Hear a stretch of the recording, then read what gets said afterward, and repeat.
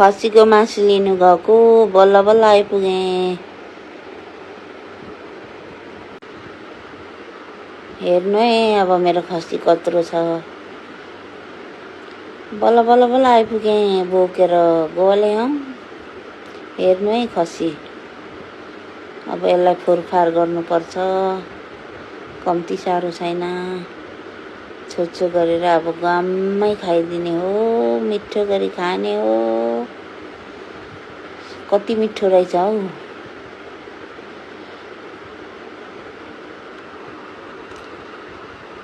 अब हेर्नु है मासु कतिको रहेछ खसीको।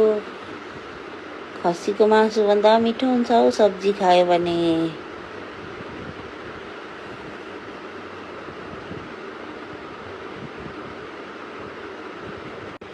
मेरो चाहिँ थुकै बिलिसक्यो।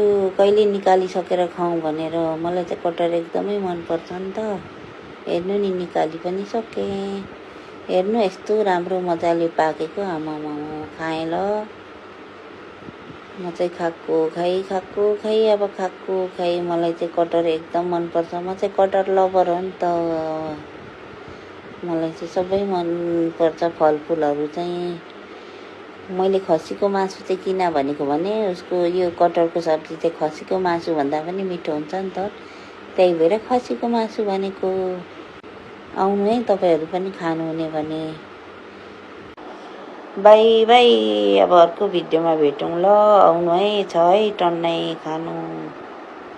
By by.